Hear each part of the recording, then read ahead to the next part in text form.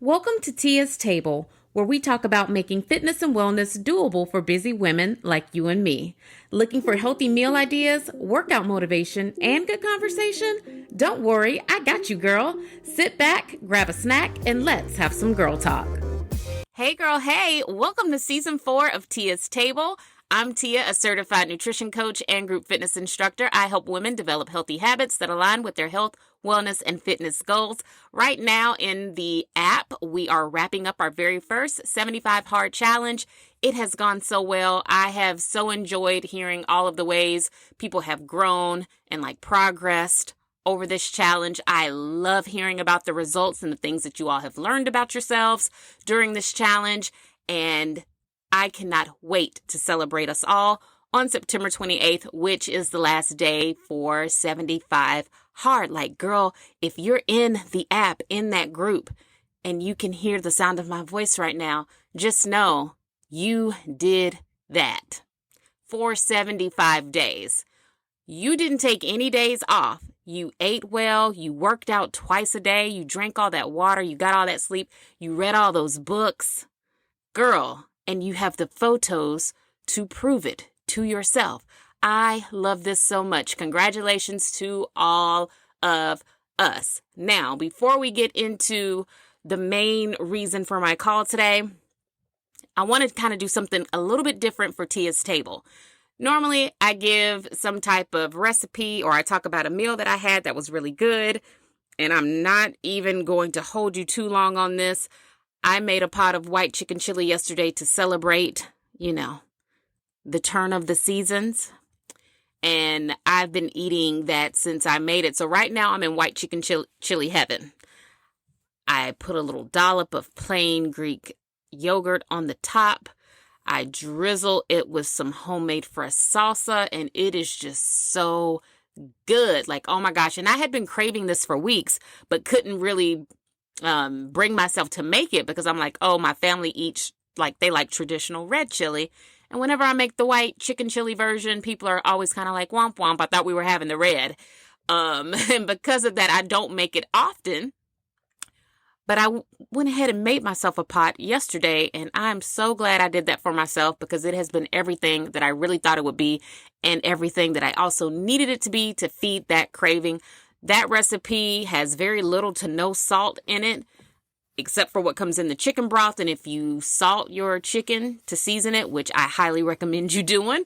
But other than that, it's a very low salt, high protein, low calorie, tasty, comforting fall meal. I have given that recipe out a million times. I'll try to remember to link it in the description box so that if you want to make that white chicken chili, you definitely can. You will love it. I promise.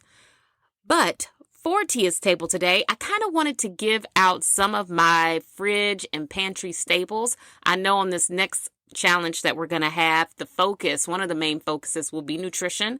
So I thought it would be a good idea to kind of go through very quickly some of the things that I buy every single week so that I know I always have healthy choices readily available to me in my fridge and pantry.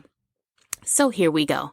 And I do realize before I give this list, I am going to go ahead and put it out there that I understand that this stuff does not sound like fun things to eat over and over again. We're all on the same page with that. But it's how you season it and you mix it together that makes it interesting and fun and doable. And so that's what I hope to teach people in this next challenge. But anyway, here we go. These are the things that stay on repeat on my grocery list. Number 1, plain Greek yogurt. Doesn't really matter what brand you buy the brand that you like or whatever makes sense for you that week. I get the Kirkland brand from Costco just because you get such a big tub of it for a very good price. If I were to buy it at Kroger, I would get the Oikos brand. Love their yogurts. They're very good, very creamy. Last a long time, which if you use Greek yogurt the way I do, a tub won't last you that long. Like I've said before, I use Greek yogurt in place of sour cream. So a baked potato, a dollop in some chili, on tacos, anything like that, I use Greek yogurt. for those. And then also I make, ooh, I got a little choked up. Also, I make yogurt bowls. So whenever I want a dessert, but let me tell you what I recently discovered.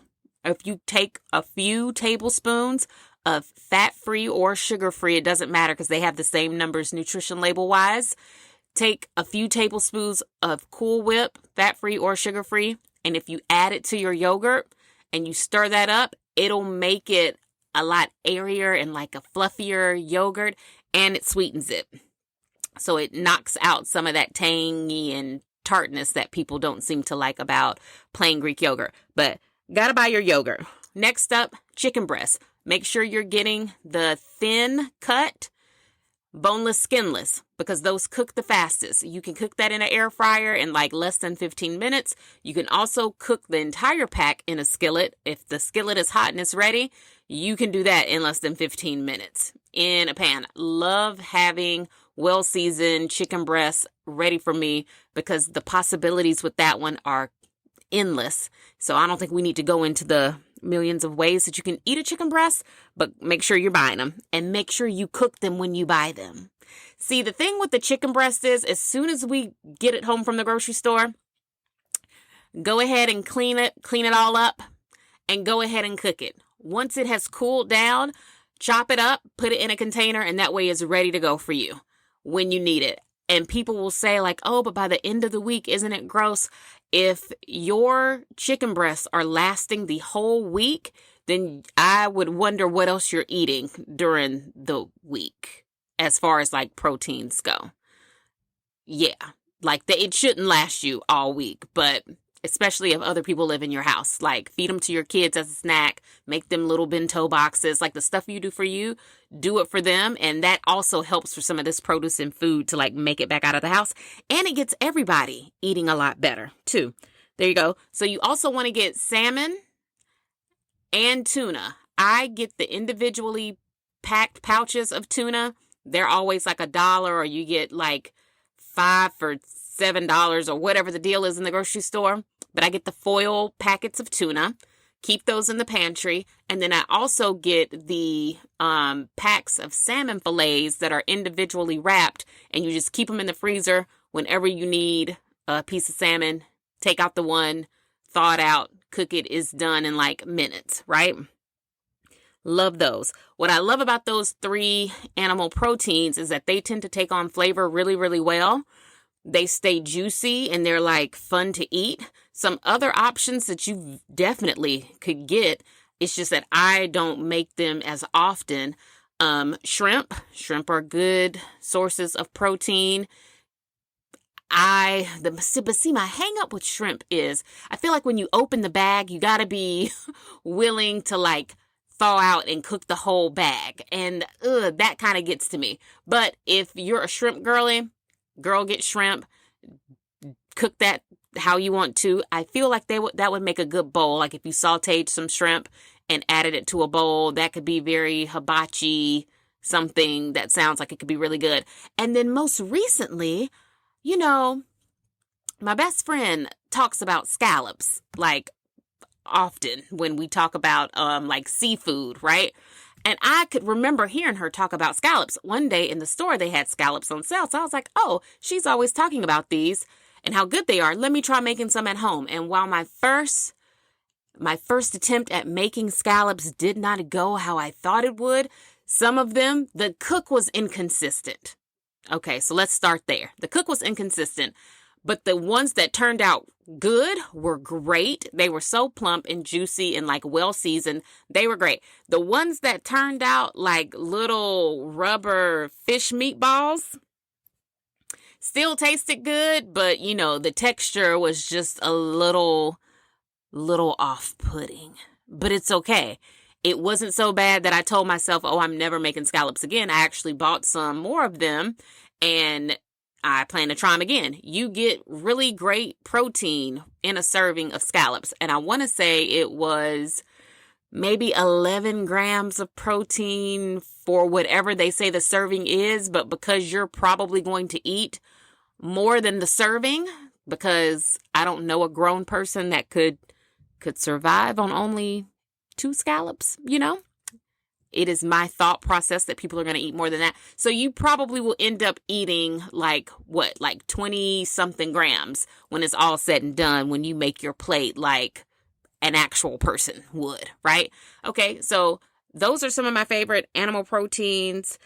Of course, if you like red meat or if steak is something that you want, girl, include whatever works for you. But these are just the things that I buy every single week. Then I always get veggies. Now, the thing with veggies is you've got to get some of them fresh and some of them frozen. How do you know which one to get fresh and which one to get frozen? Well, that is going to be based on your preferences. If you know that you really like a mixed bag of veggies, right? And they sell those in the fresh produce department, but they also sell them frozen. But if you know you like them to the point where you could literally eat them every day, I choose to get something that tastes good, that I know I could eat every day if I had to or I needed to. I get those things frozen. That way, they do not go bad while I'm falling in love with something else that I'm eating, right? You might get on a kick of eating, let's say you do make some type of hibachi bowl at home, right? So you've sauteed your shrimp, you get some type of mixed stir-fry veggie thing, and in most cases, you can literally microwave that. And I'm sharing the cooking process because I do understand that for a lot of people, the obstacle is not going to the grocery store and buying the food. It is also cooking the food, right? Which is what I love about getting some of this stuff frozen, because you can absolutely microwave it, right? Microwave it, you put your protein in the air fryer, or you saute it in a pan really quick. And then if you're going to do a grain, something like quinoa and brown rice mix or something like that, I've talked about that a million times. Also microwavable, right? These are quick things that we can do in the day. These are quick things that you can do in the morning before you go to work. If you need to pack your lunch, this is something quick you can do at night, at dinner time. While you're making dinner, make your lunch for the next day. So fresh, frozen. Some things I do buy fresh if I know I'm going to use them immediately, right? So I'll buy broccoli or cauliflower or squash or mushrooms, zucchini, like whatever. I buy it fresh if I know I'm going to consume it within the next 48 hours. If I know I really want something, but it's kind of like, oh, I want to have it for lunch later in the week, or I want to do whatever, that's frozen. If I know I'm going to want to eat it either the same day or the next day, I'll get it fresh because I know it won't have a chance to go bad should I get distracted and I'm off eating something else, right?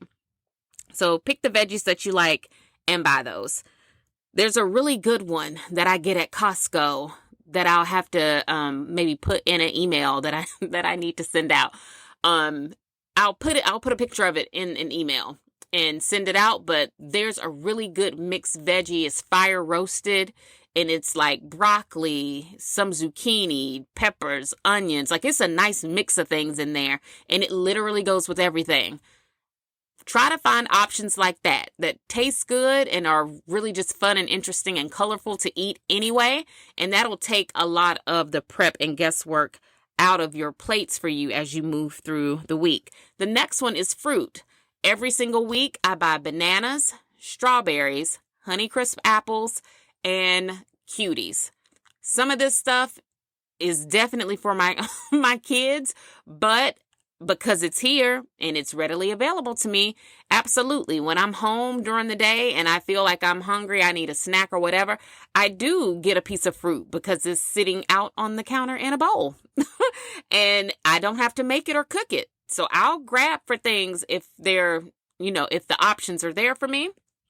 And I just make sure I get enough to kind of share with everybody else that lives here, but to help me make it through the week. Now, I do still get other things as snacks. So I will still buy like a protein bar. I'll still buy things that look interesting to me. Like if I see them in the store, I read the label. If the label checks out as far as like calories, fats, and protein, I'll get it and I'll try it. But I try to only use those things in case of like food emergencies. And I really, truly, I kind of only also get them for the other people that live in my house. So like if people are on their way to basketball practice and they're like, "Ooh, mommy, I'm hungry," and they didn't eat when I told them to. So now you got to grab a protein bar and go. Go, get out of here. So those are also options that if you're comfortable with your family also consuming them, those are like great options when you're in little food emergencies or you're having like a little food surprise. So that's the fruit. And I also will buy blueberries. I love having blueberries in my cereal. Fruit is great, and fruit is something that I would say most people could probably work on including it into their diet in some way. I think people don't have a problem consuming protein.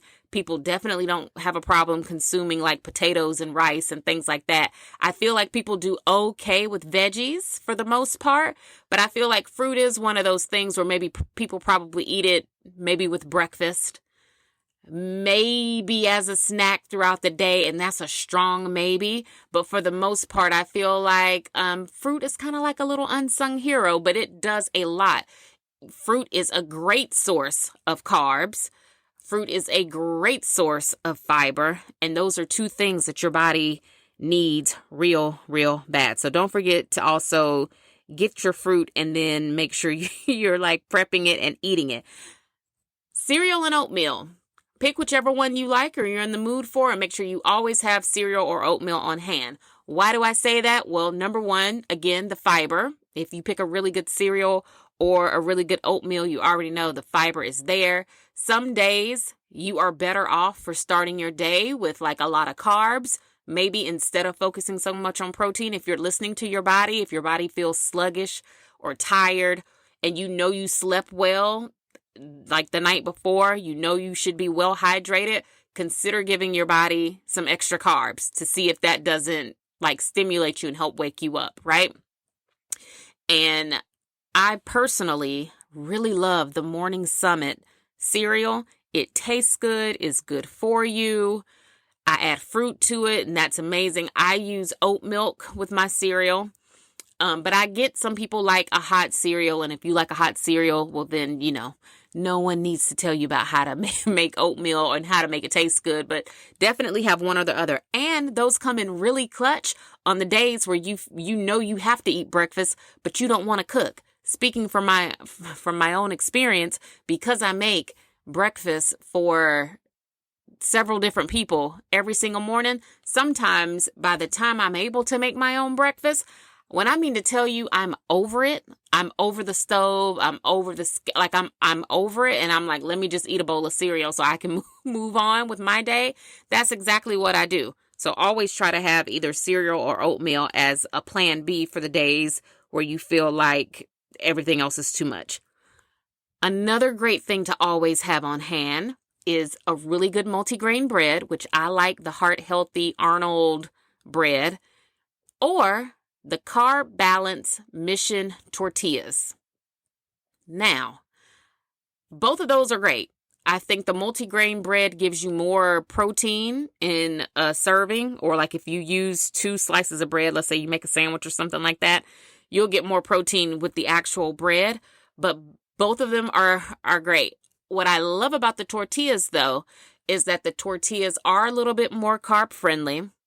I love that they do have protein, and I do love that they have a good amount of fiber in them as well. I also love that you cannot go wrong with the tortilla. You can use a tortilla at breakfast. You can use a tortilla at lunch. You can use a tortilla at dinner.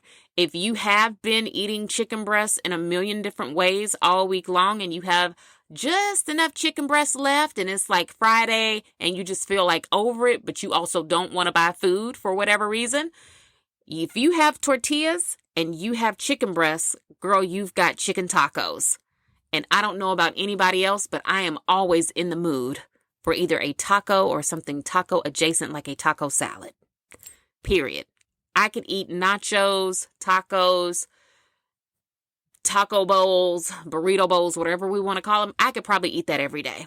I just love the flavors. So that's what I mean too when I say think creatively and try to like remix things. If you have some of these ingredients in your house and you're gotten to a point where you're just kind of tired of like the whole eating thing, because you will get that way. It will become monotonous. It will be boring. It will not be fun. You will get tired of eating the things that you know work for you. That's when you take what you know works for you and you just start mixing and matching them and coming up with different ways to eat some of this stuff. So the multigrain and the tortillas. I also get rice, and I try to always stick with either like a quinoa brown rice mix, or I'll just do straight up jasmine rice. Or if I want white rice, I'll do like jasmine rice. But what I do try to do with the rice, I could barely get that out. What I try to do with the rice is make sure that I'm getting a good amount of carbs in a low calorie count, if at all possible, which is why I always end up doing like the quinoa thing. Because with that, you will also get some protein, but you get a really good amount of carbs in what feels like a lower amount of calories when you get the brown rice quinoa mix. And I really love that. Mainly because I'm supposed to eat 165, I think, grams of carbs a day. And some days that is hard to do. If you don't eat a sweet potato, or if you don't eat rice, like if you're not eating oatmeal or cereal, it's hard to get that many carbs in a day. And I know people are like, no, it's not. Yes, it is. Once you start measuring your food and you start actually logging and tracking and being hyper aware of what you're eating, you'll notice that like, oh, wow, I ate really well today. And when you are intentional about what you're eating, you'll also realize that like, oh, I don't consume as many calories as I thought I would or should be. So I'm not eating as many calories as I thought. I have no problem making that protein goal every day. You'll notice that. You'll notice that you probably won't even hit anywhere close to hitting your fats most days. But yeah, the carb number, because carbs are in everything we eat, your carb number might get high or close to what your goal is. But unless you do give yourself the breads or the rice or the whatever, you probably won't meet your carb goal. And people need carbs. It's why we are sluggish and sleepy, and we feel like you can't make it through the afternoon without another coffee or a snack or whatever. Your body needs the energy, and the energy comes from carbs. So try not to stray too far away from them, or try not to get so low carb that you're basically eating no, and I do that with bunny ears, like no carbs at all. Y'all, like, don't be afraid to eat the food. We need it. And if I didn't say oat milk, and I use oat milk, like if I were going to make oatmeal, I would use oat milk for that. I put it in my cereal. If I need to kind of thin out yogurt for whatever reason, I'll use oat milk. If I were drinking smoothies, I would use oat milk. I just like oat milk because it's low in calorie and it's low in fats. And I think that covers my main go-to things that I share all the time. Of course, I always buy eggs and egg whites, so I want to put that out there. And if I'm in the mood for making a bento box or something like that, then I'll buy like the little sweet peppers and I'll have those. And of course, I buy a lot of cucumbers. I will use those for different things. And I think that's pretty much it. Those are like my go-to items. And believe it or not, you can make a million different meals with the handful of things that I just said. You could do your whole fitness journey based off of those foods right there. If you ate those regularly, I would be surprised if you were consuming more than 1,400 to 1,500 calories a day. And you would be keeping your macros pretty evenly distributed too. Like the stuff that I just named are those really good go-to foods that'll help you stay energized. They will help you develop muscle, but they will also help and support your efforts to burn fat as long as you're exercising. So that's my Tia's Table for today. I am going to do my best to create a Google Doc full of the things that I just mentioned on this. And that too will be in the description box. And I only laugh because we all know me in this moment. But here we go. I'm going to put that out there. Okay, so the real reason that I wanted to talk to you today is because, 75 Hard is coming to an end. And girl, like right now, my body is tired. My body is tired in a way that I don't think my body has ever been in a long time. But when I mean to tell you my joints feel exhausted, they feel exhausted, which lets me know that the people who live like this every single day, they are in impeccable shape, or they're just extremely disciplined because they're able to like do this, and it doesn't seem to be having a major effect on them living their life on a daily basis. But for me, especially on a Sunday, I'm like, ooh, girl, like I'm so tired. I do not want to do this today because my body needs to rest. And your body does need to rest. It absolutely does. Since we started 75 Hard, I have tried to pay more attention to the advice that's being given out there for people to see how much of it is realistic and how much of it is just setting people up for failure. Because I do believe that a program like 75 Hard, in a lot of ways, it only sets you up for failure if you don't pay attention to all of the other lessons that come along with it. So if you enter into 75 Hard and you think that it's just a fitness challenge, like I'm gonna just work out, see how much weight I can lose, or see how much shape I can change, or see whatever physical results I might get out of this, if you enter it for those reasons, I am going to say you are going to miss out on the life-changing lessons I think came along with doing 75 Hard. The first thing that I think this challenge taught me that has absolutely nothing to do with losing weight or being healthier is time management. How to prioritize your time, how I was prioritizing my time, how I even looked at my day. You know, like when you wake up in the morning, you kind of have like a daily outlook of how your day is going to go, or you have a certain expectation for how your day is going to go. 75 Hard taught me a lot about how I respond to my life when things don't go the way that I plan for them to go.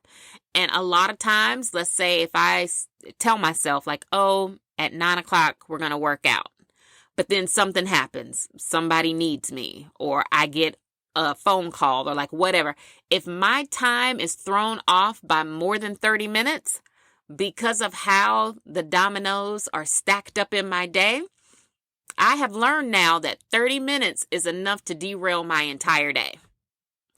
I have learned that if I don't stick to what I'm supposed to do for myself when I say I'm going to stick to it and do it, then the chances of me having another opportunity to do whatever it is for myself is very low, first of all. Like I might not get another opportunity that day. And if I do get another opportunity, it will come at the sacrifice of sleep.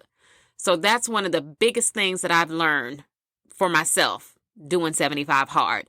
That if I don't work out and do what I'm supposed to do when I say I'm supposed to do it, the consequence to not sticking to that that first time slot is that now you will still work out, but you will have to sacrifice some of your sleep or like wind down bedtime routine because of it. And what I have learned about myself is that I don't like for things to impede on that bedtime routine. I want to get all of the sleep that I possibly can in any given night. So because of that, it made me really honor that first window of time that I say I'm going to work out. So 75 Hard definitely helped me with that. And it definitely taught me to stick to what I say I'm going to do for myself, regardless of what is going on around me, unless, of course, it's like a a big deal, then you know. But if it's not, and in most cases, it is not, stick to what I said I was going to do for myself. First lesson. The next thing 75 Hard taught me was that even when you thought you did, girl, no, you didn't. 75 Hard taught me that even though I thought I was working out really hard before, even though I thought I was really great at consistently getting all of my water in before, even though I thought I was really good about monitoring my portions and eating really good every single day, like, I don't know what you thought, girl, but what you thought wasn't it. And this is it. What you have learned is it. There's no way I would have learned that without going through 75 Hard. It's no way.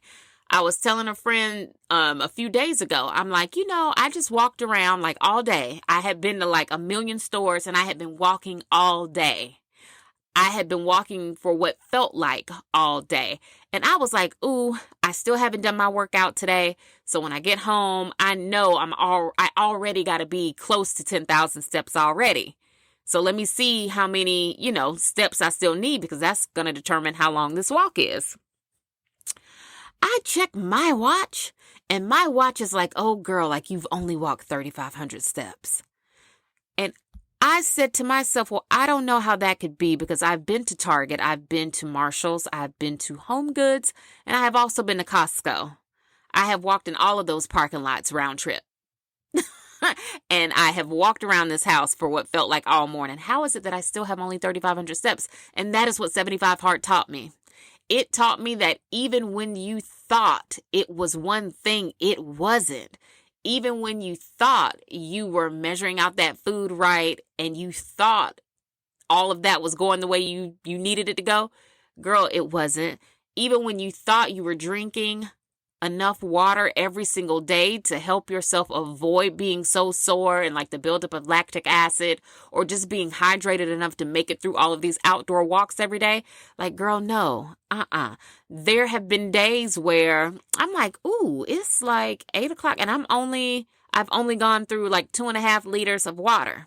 And I share all of this to be completely transparent with everybody, because I would never want anybody to think that like it's easy for anybody. No, every single person, I don't care how long they've been a trainer or a coach or how long they've been making videos on social media exercising, they still have to make the deliberate and like conscious choice to do all of these things every day. And every day it is not easy. So yeah, there have been days where I'll finally be like sitting down in the evening, or I'm about to go to bed, and I'll be thinking, oh my gosh, I still have like 1.5 liters of water to drink. And so here I am at 8:45 at night, drinking all that water. And then you know what that means? That means you're not going to sleep through the night now, because you're going to have to wake up to go pee, which are all things I accept as my consequence for not doing it earlier in the day. So again, 75 Hard taught me a lot. Something else the challenge taught me is that when you feel like you can't, you probably can. Like, even when I tell myself like, oh, I'm too busy, or like the other day I woke up and I was already telling myself like, oh, I can't work out today because I really want to clean up. Like I wanted to, some days you wake up with the spirit on you. Now, for some people, they get the spirit of retail. For some people, they get the spirit to brunch. For some people, they get the spirit to clean. And the other day when I woke up, the spirit to clean was upon me. And I was having a hard time. It was like tug of war. Should I start cleaning up or should I go outside and start walking? And what I knew to be a fact was, if you don't walk out of this house, you will not walk and you will clean up all day, which technically is kind of walking. But honestly, I'm not ready to say that cleaning up should count as a workout. Because it's not like I was lifting furniture and like moving anything. I would literally be just like walking around here cleaning up, which is a job, which is a lot to do.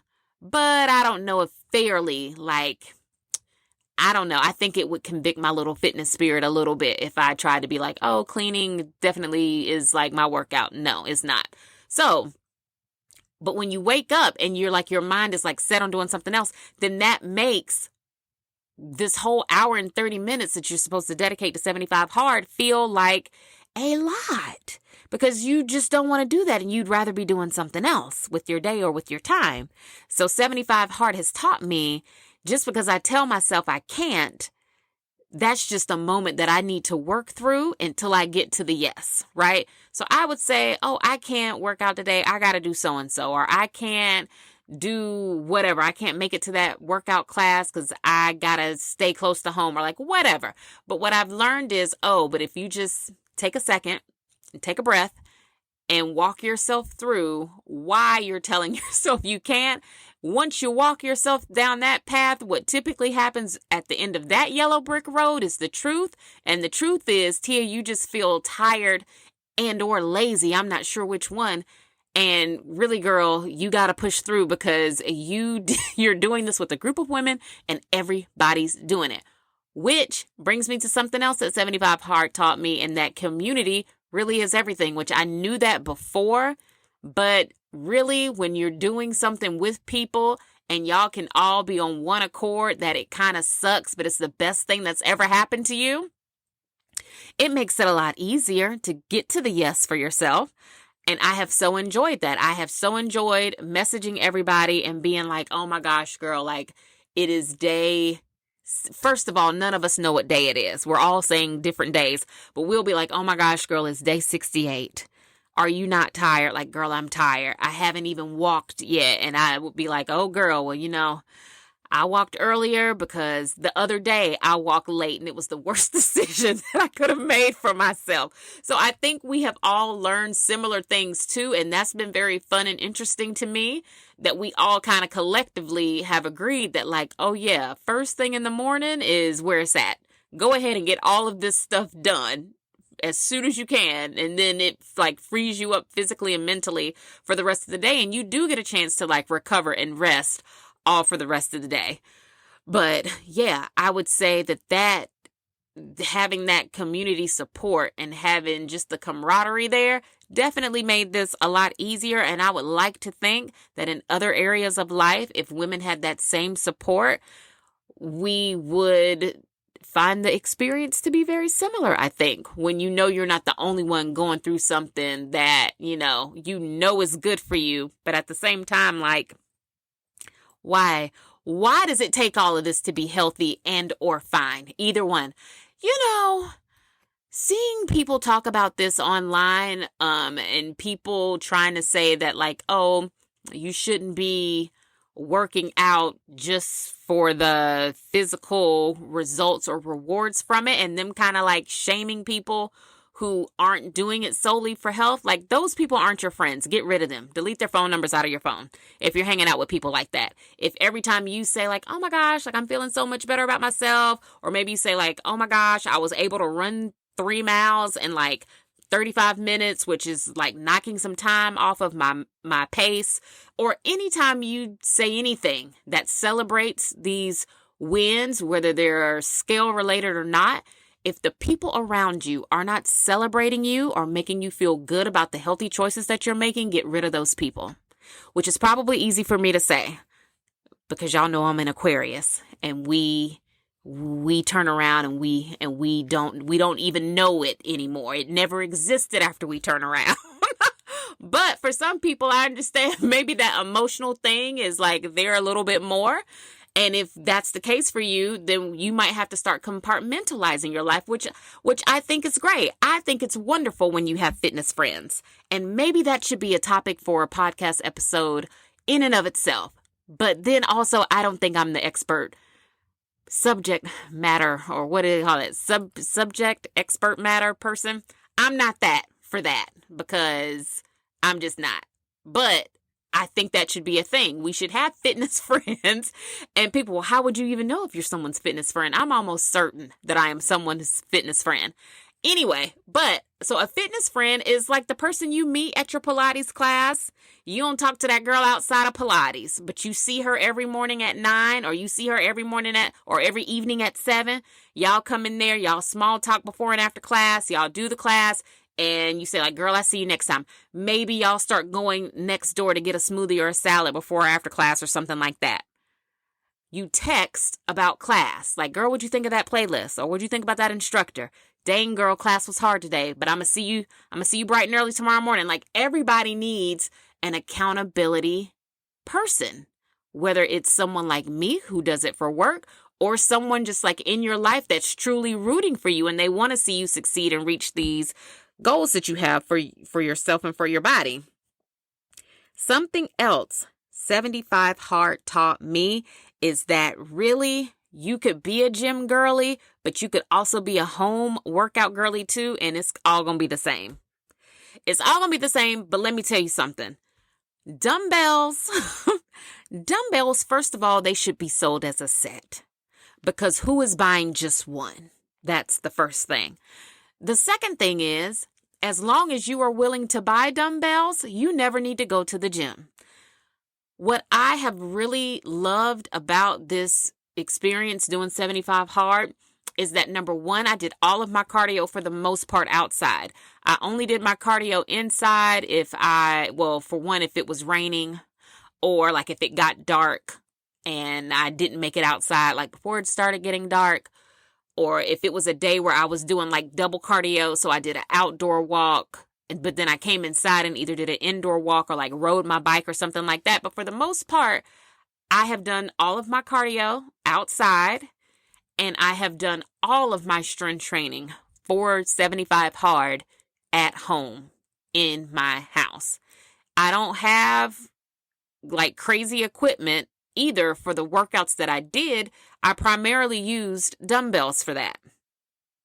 And I share that to say, as long as you have the desire and you are willing to spend the time working out, you don't even have to incur the cost or like put yourself in a situation where you're in an agreement with a gym or a business. You could do this at home and be very successful at doing it. As long as you're honest with yourself about the weight of your dumbbells. Now, your dumbbells, you're definitely going to need at least like a light pair, a medium pair, and a heavy pair. I would definitely have maybe some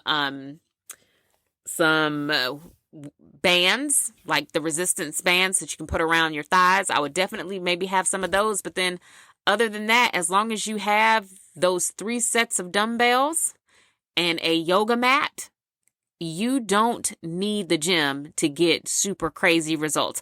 I would say the only time you absolutely need the gym is if you get to a point where you have outgrown the equipment you have at home, meaning you're not being challenged by any of the weights you have at home. And even then, as long as you have the space, you can just keep going to the sporting goods store and buying as many pairs of dumbbells as you would need. But I do think that at some point, you might want to tiptoe into the gym after you've outgrown some of the stuff at home, just because they have different machines that help you work your body in a different way.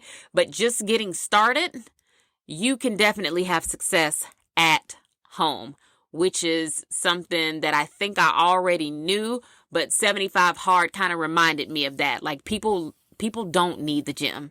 You can get everything you need from having a good pair of walking shoes and having dumbbells that are actually pushing you. So love that for this lesson too. Then the last thing that 75 Hard taught me that I'm going to take with me is the fact that now I am so clear on things, like the clarity that the challenge gave me. I don't think I was expecting that before, or I don't even think I considered that a possible outcome when we started the challenge, that I would be so clear when this challenge was over. And I'd say clear, or I mean clarity, in that I know now exactly what I need to be doing and eating, which again, a part of me is like, yay, that's great. Now you feel like you have the information you need. But then the other part of me is kind of like, oh my gosh, so you're going to be doing this every day? Like, it's really the per day. And like I said, I had been watching a lot of trainer and like coach content on social media while I was doing 75 Hard. And the thing that sticks out to me about the trainers and the people that I watch and I trust what they they talk about on social media.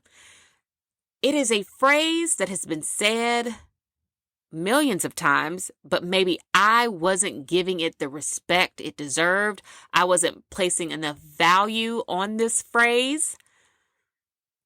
And it is the per day phrase. The per day. The per day is what takes, I think, a lot of people out. And the per day is the part of this that feels very overwhelming. Because once you learn what works for you or what you feel like you should be doing to get the results that you want, then comes the acceptance of the fact that it is a big commitment. So it's like you learn what works for you while you're doing 75 hard. By the time 75 hard is over, you're at a place where you're like, okay, so it's like a fork in the road. Am I going to go back to what I was doing before? Or am I going to keep doing some or all of what I have learned in this challenge? And I would say for me, because I do have just so much clarity about a lot of different things, I'm going to choose to continue doing a lot of what I learned during this challenge because it ended up working for me. I would say that during the time when I was updating everybody on what was going on with me and like the personal trainer, and I couldn't quite ever put my finger on what it was. And that's probably why I talked about it so much, or I would just kind of be like, when I would talk about things, but then I would bring my personal training experience, my experience with the personal trainer into it. It's because I couldn't quite put my finger on what was going on there that I found to be unfavorable as it related to my results. And I think I have figured out what happened there. It was the per day. Right? The per day is where that whole thing went wrong for me. So if you can remember, I was meeting with my trainer like twice a week, but the plan that she had me on had me working out Monday through Friday, and I was supposed to be taking like Saturdays and Sundays off. Now that meant to me on Saturday and Sunday, I was coming to a complete halt on all things. Like I wasn't doing anything on Saturday and Sunday. And during the week, Monday through Friday, I was strength training. Heavy. Like the weight that I was lifting was heavy, but then the actual workout program was like a lot of lifting, right? And I was not doing nearly enough cardio to match the level of strength training that I was doing. That is what I learned during 75 hard, because then what ended up happening to me, because you remember I told everybody I felt like my back got bigger during that time because I would be trying on dresses or trying on shirts and it's like they fit until they got to my upper body. Like my upper body would be like, no ma'am, this is a tight squeeze, this is a tight fit. If you move one way the wrong way, you're about to rip this dress or like pop a seam or something and it's not going to be cute, right? That happened to me because I was developing muscle. Like my muscles were getting bigger. I was bulking up, as the people say. Like I was getting muscle, but the muscle was growing under layers and layers and layers of fat. Which is why even though I kept getting muscle, like I never looked lean, because you would say to yourself, well, oh, if you're growing more muscle, eventually you'll start to look like ripped, or you would look, no, because you also have to be burning the fat. And I don't care what anybody on the internet tells you. If your goal is to look long and lean, or like, if your goal is to look like what I think most of our goals is, like people want the Michelle Obama arms, or, you know, like you just want to look good, like you actually don't want BBL allegations, right? Because I don't want that. I don't want people looking at me and thinking I had a BBL. I don't want that at all. I just want to look good, but like also normal, right? Like lean, like a 90s actress, like we always talk about. Yes. And that would have never happened doing what I was doing before, because the per day wasn't there. What I have learned doing 75 hard is that those steps have to be there every single day. So what I would have called a rest day before would have been, like I said, me not doing anything. Moving forward, a rest day to me is going to be no strength training, but yeah, I'm going to walk every day. Walking has earned my respect. Walking is the magic. Walking is the secret and the sauce. Walking, you guys, just walking. I'm going to say a 5K a day is all you have to do. And eat well. You could walk and eat well, and that would be enough. So when I think about it now, I'm like, okay, well, now that I know that clearly walking every day was like, it was golden for me, right? Had I been walking the way that I walked with 75 Hard, along with the training program that I had, I don't know where I would be, but I wouldn't be, I probably would not have even felt like I needed to do 75 Hard if I had learned that, or if that had been put together for me back then. So this is me sharing what happened to me and sharing what I have learned now. Even if you are working out with a personal trainer, make sure your cardio is matching your strength training efforts. Because if it's not, you will definitely get muscle. It will grow under layers of fat, and you're going to feel like nothing is working, like you're doing all this stuff and it's not working. And that is why. Because your cardio efforts need to match your strength training efforts until you get to where you want to be. Then once you reach your goal or you get close to where you want to be, then yeah, you can talk about kind of tapering, or maybe having a day where you don't walk, or days where you don't strength train, like whatever.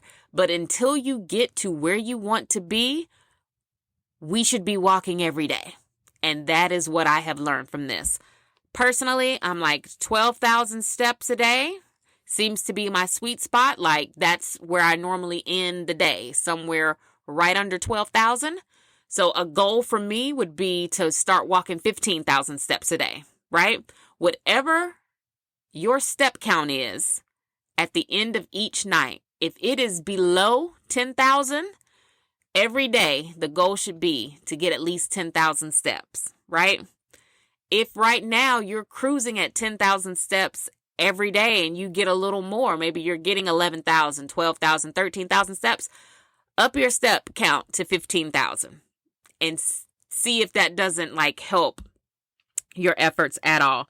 But 75 Hard made it so clear to me exactly what I should be focusing on, what deserves my workout time, which makes the time that I'm working out now feel a lot less sacrificial because now I'm like, okay, I know for a fact this works for me. So it's not like I'm in here and I'm just working out, keeping my fingers crossed. It's like, no, if you walk and you hit that 5K, which normally does take me about 45 minutes. So I'm like, if you walk for 45 minutes, you get the steps from that.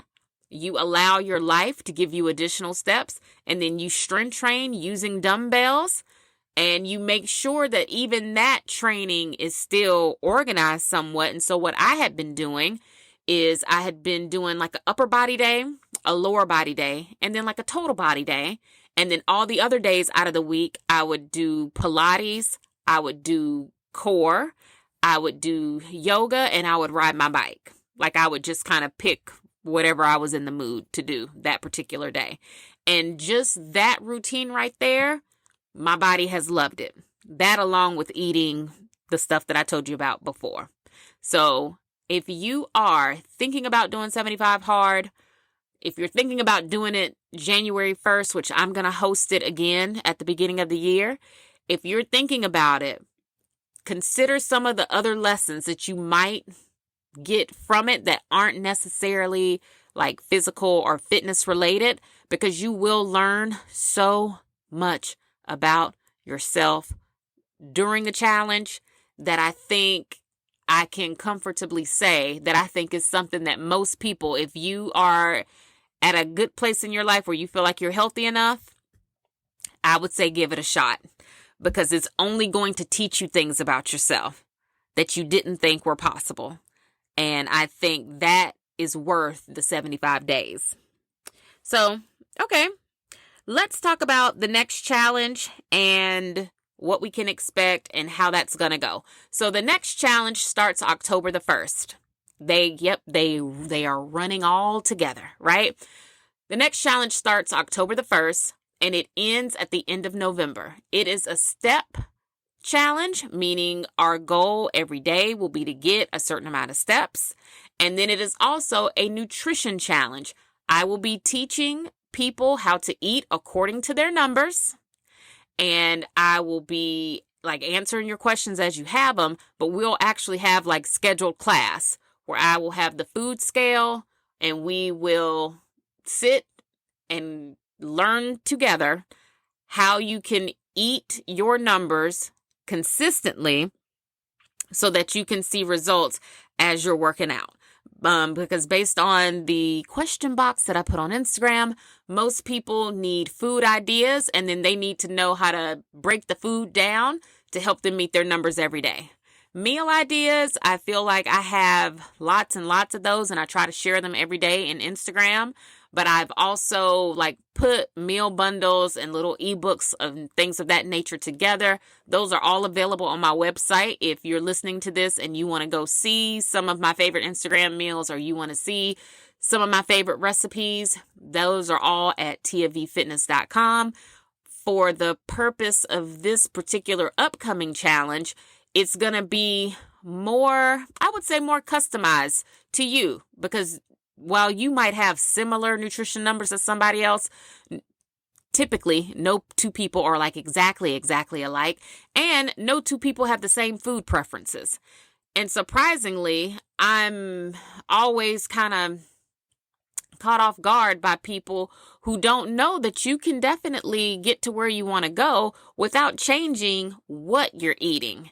Right? You probably just have to change how you make it or some of the ingredients in it, but you don't have to do a named diet. And I would almost encourage that. So if you're thinking about participating in the next challenge, let's say you're doing keto or you're doing the carnivore diet or you are doing Atkins or whatever, I would strongly encourage you to think about the foods you want to eat for the rest of your life.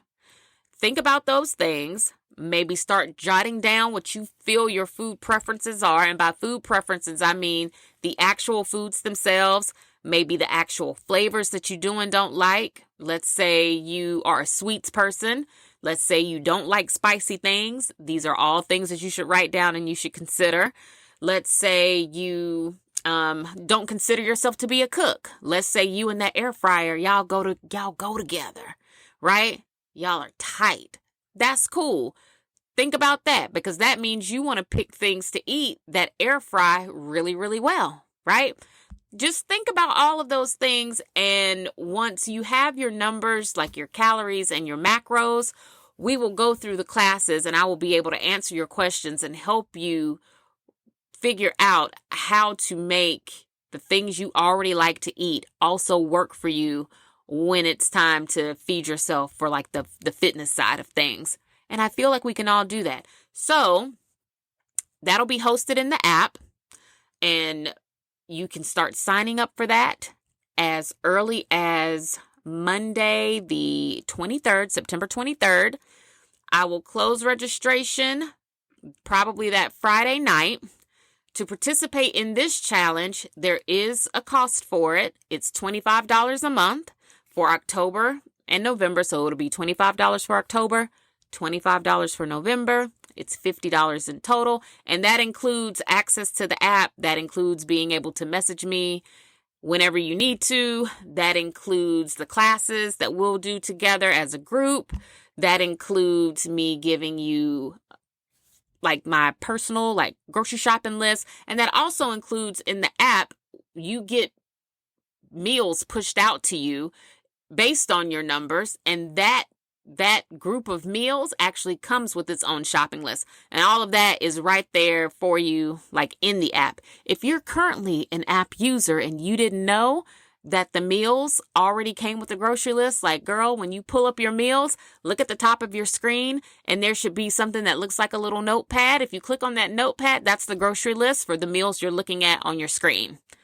I mean, I just love it. I just love the app so much. It does so many things. And I'm so excited to get everybody loaded into it and ready for the October challenge. Now for the step count.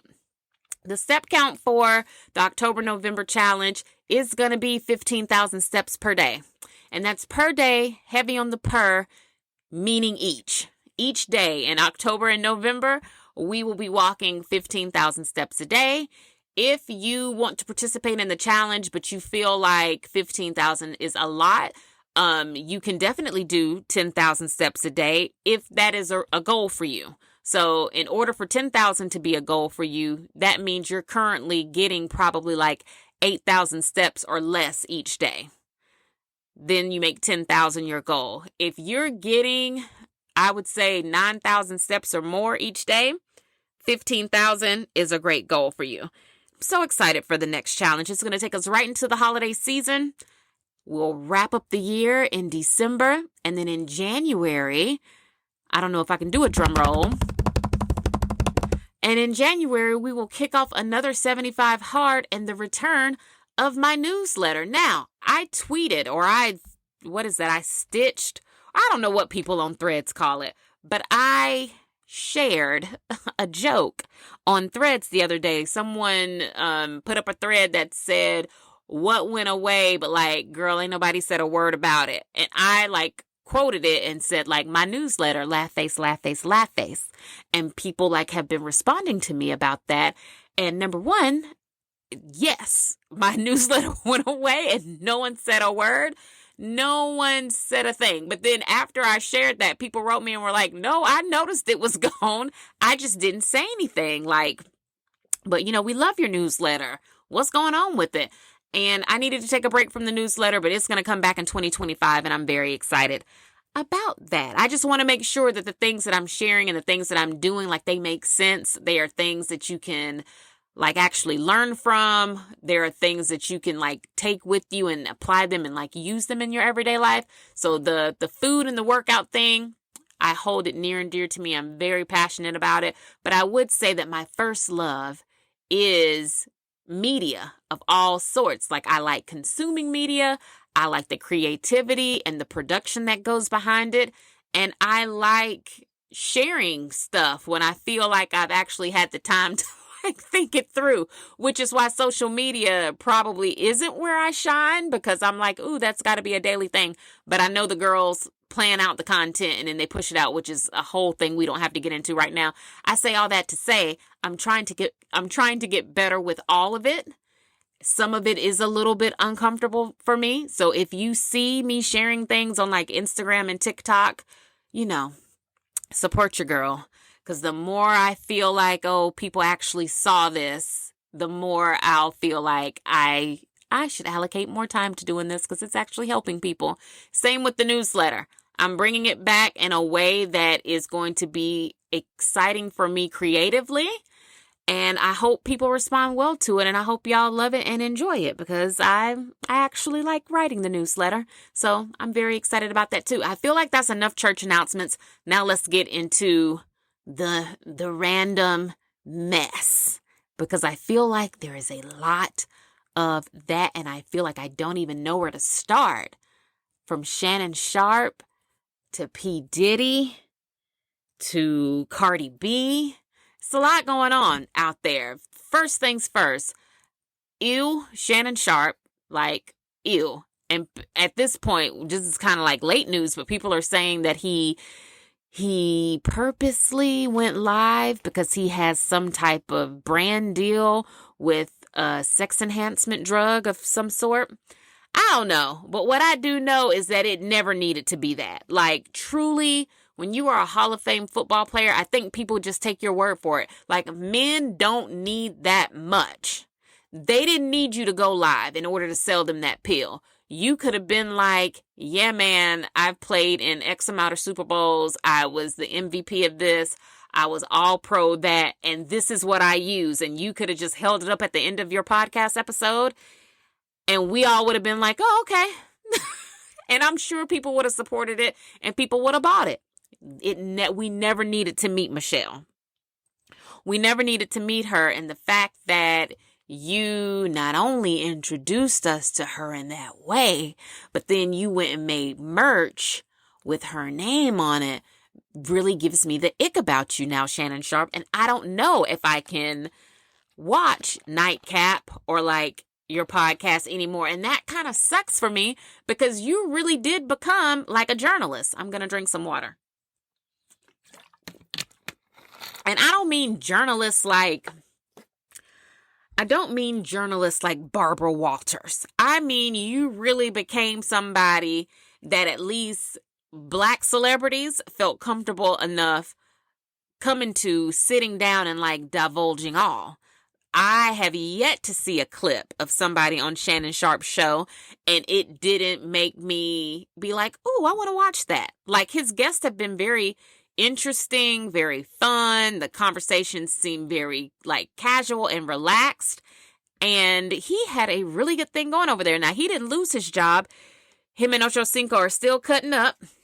So they're still on the internet. But I don't know. I just can't look at him the same. I don't know. I kind of just wish he had never done it. They didn't need you to do all of that. Next up is Cardi B. Now, Cardi B just had a baby.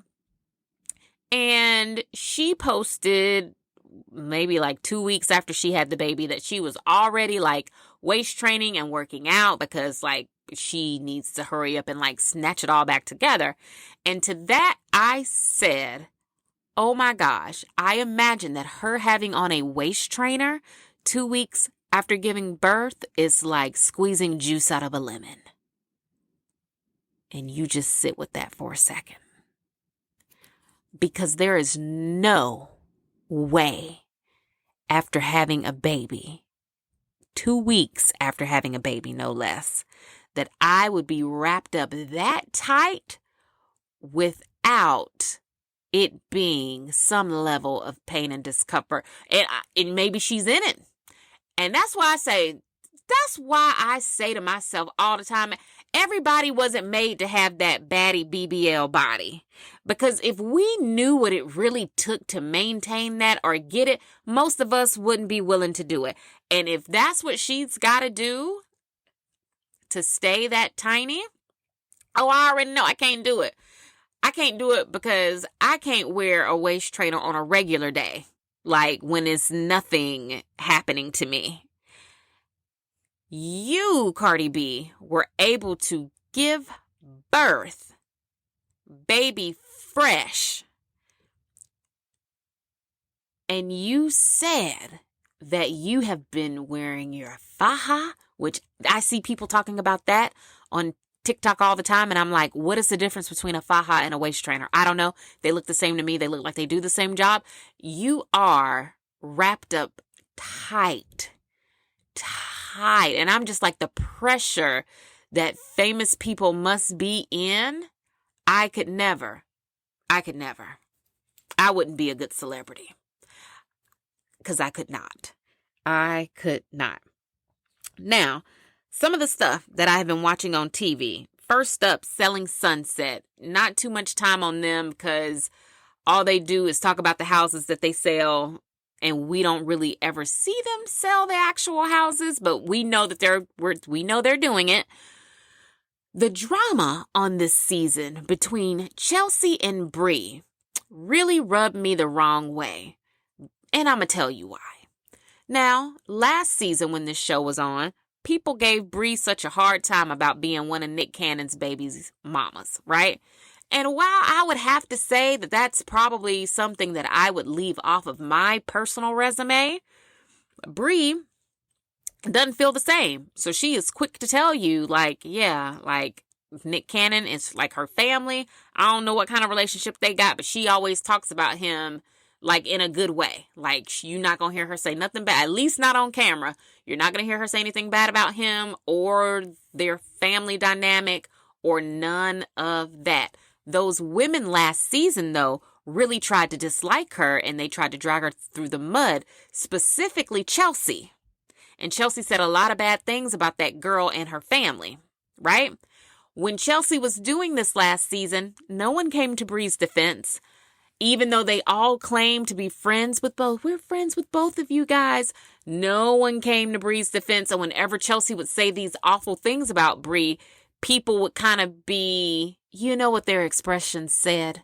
Their expressions would say that they were thinking the same thing that Chelsea was thinking. They were just smart enough not to say it. Chelsea, maybe it's the thing from being across the pond, I don't know. But Chelsea did not bring her filter from London. And because of that, she would say really quite literally whatever was crossing her mind about that girl, her baby, and her baby's father. And again, no one would come to Bree's defense or like try to soothe her or comfort her. Nope. They would hear Chelsea say that stuff and they would be like, ooh, girl. Like, ooh, girl, you're not wrong. Okay. Fast forward to this season. Bree found out something about Chelsea's husband through a friend, right? And Bree was like, ooh, I don't even know if I hate that you even told me this because now I don't know if I'm supposed to like tell her or just let the chips fall where they may because we're not friends. I don't owe her, telling her this. And I'm probably the last person that she would even want coming to her about like something that's being gossiped about her husband, right? And I think she was definitely right in all of those assumptions. Like, yes, girl, when Amanda, which is her friend, told her that Chelsea's husband had been spotted in hotel lobbies kissing some woman, and that made it back to Bree. If I was Bree, I would have just sat there and ate my food. I would not have said a thing to Chelsea. I would have been like, ooh, Chelsea, just last season, you were talking all that nonsense about me, my baby, and my baby's father, who I already told you I have a good relationship with. So what I'm going to do is I'm not going to spread this rumor. I'm not going to tell anybody else. I'm going to let the rumor stop with me, but I'm not going to come to you like I would a friend because we're not friends. And if your husband really was kissing women in some hotel lobby, you will eventually find out, and you don't need to find out from me. Now, that is the strategy that I would have gone with. Bree, however, felt like, nah, let's just go ahead and tell her, and then we'll see where the real chips fall. So when she initially told Chelsea, it was all good. Like, Chelsea handled it really well. She seemed sad. She seemed the most normal I think I've ever seen her on that show. Like, she seemed just different because I guess that was shocking to her. But yeah, but whatever. She handled it really well. The conversation went fine. Chelsea goes back and she's telling Chrishell and what's the other girl's name that has the empanada business? That one, whose name I can't remember because y'all know I don't write down these things.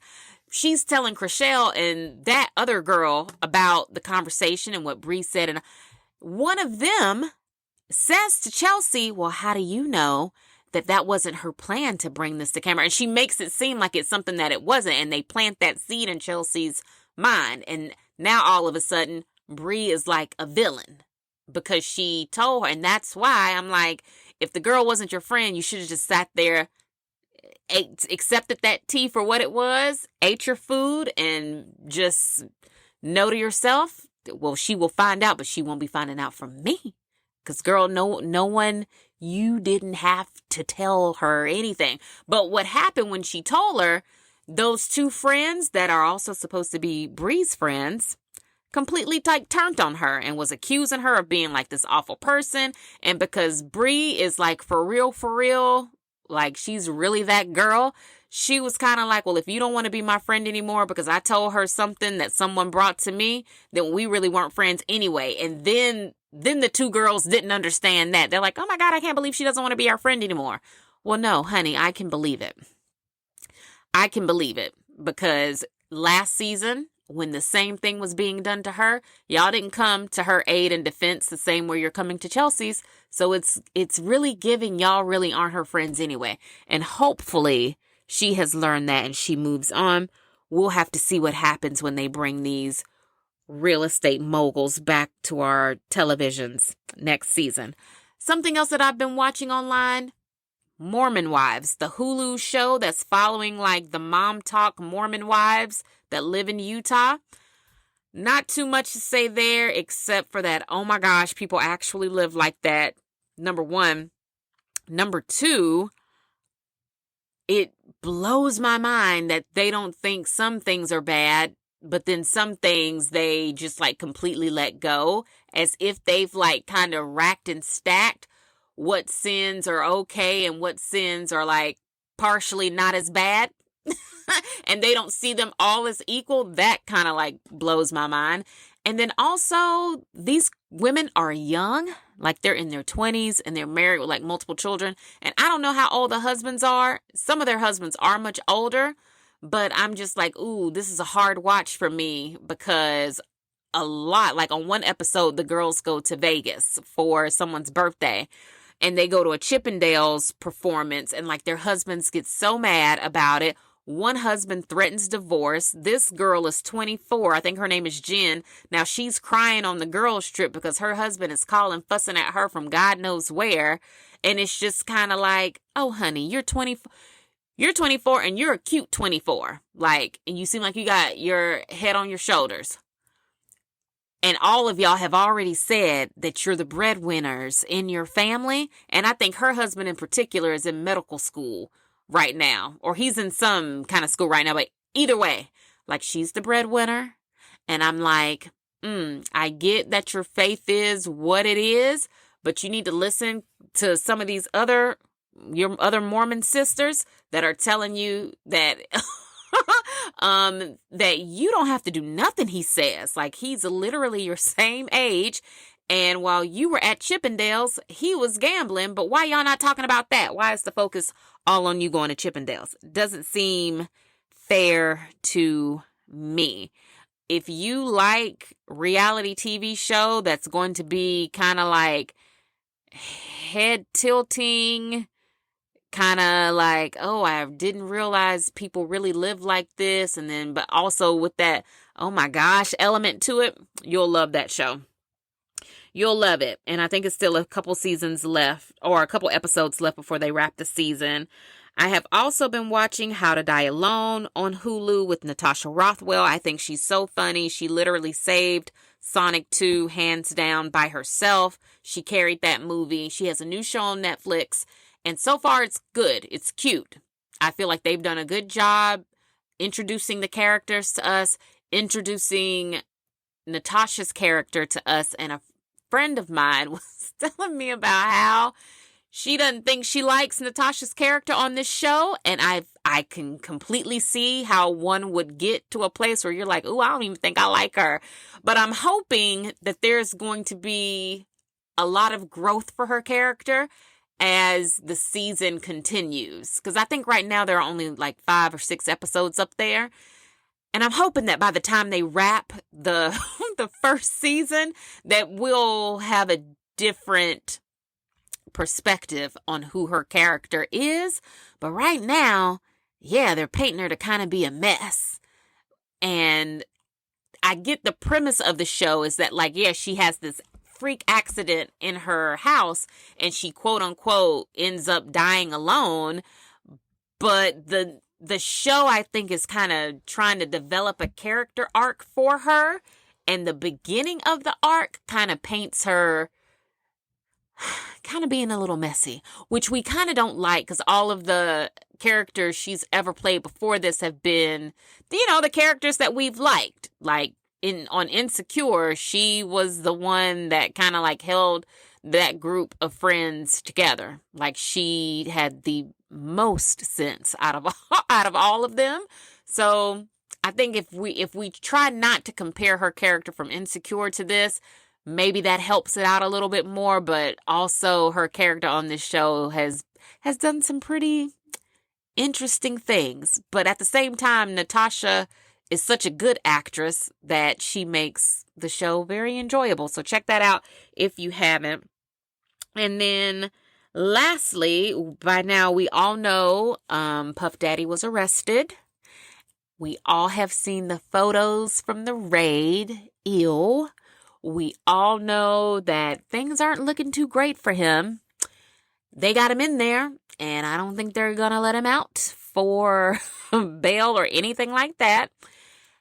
And so not too much on that, just to say that some of the details that are coming out have been very, very interesting to see.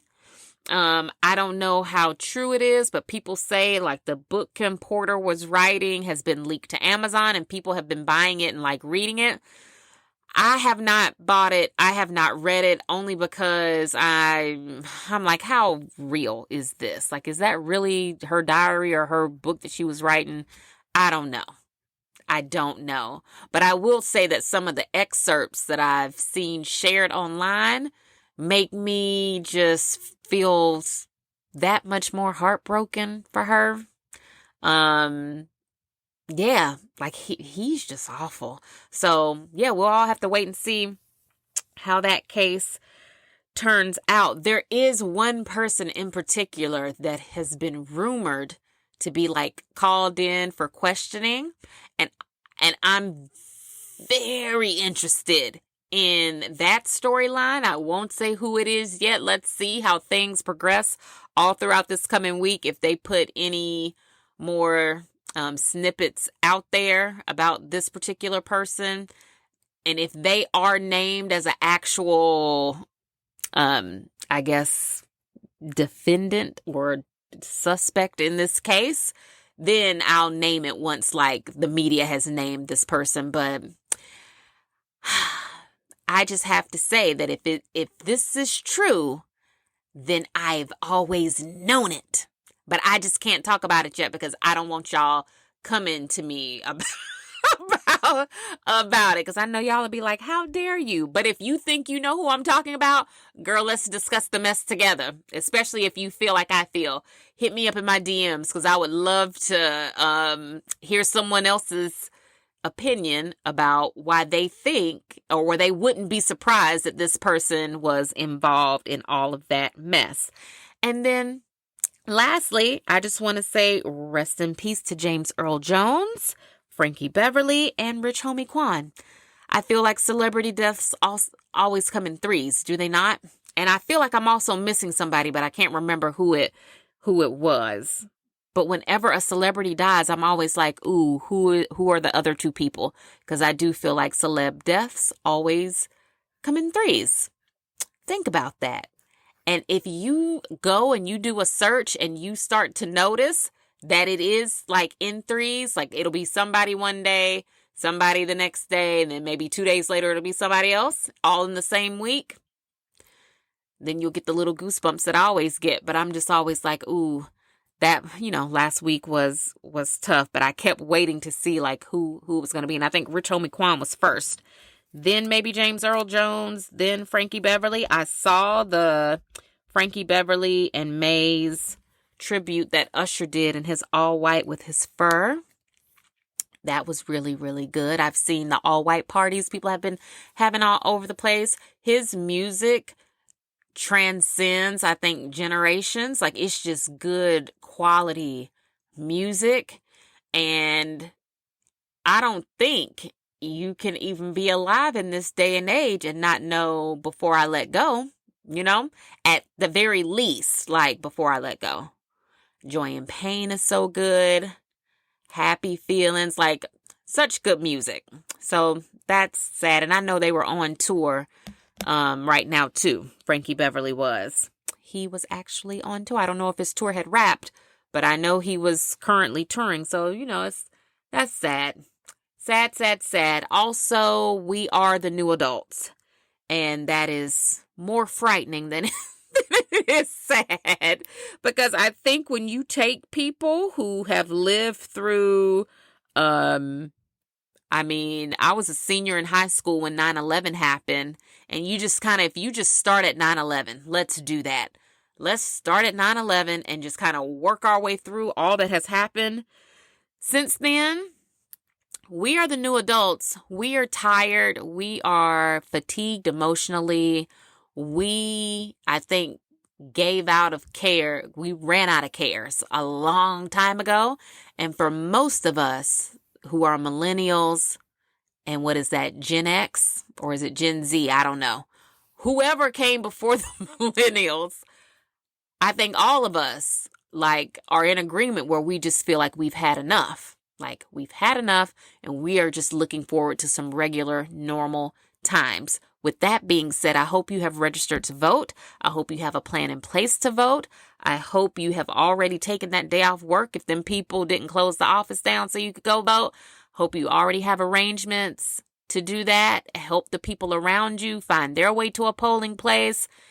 Encourage the people around you to become registered voters and actually learn about who you are voting for so that when the ballots are out there in November, you know what sheriff you're supposed to pick and who you're supposed to pick for this county commissioner and all of the things. Because while the presidential race is the one people talk about all the time, some of those day-to-day things that bother you, like the potholes on your way to work or just other crap that happens in your community, that can be determined or changed based on your local government. So make sure everybody finds themselves at a polling place in November. We'll all be sitting and watching how that turns out together. We will be keeping our fingers crossed, donating money when and where we can. But most importantly, we will be getting steps in to get in line to vote in November.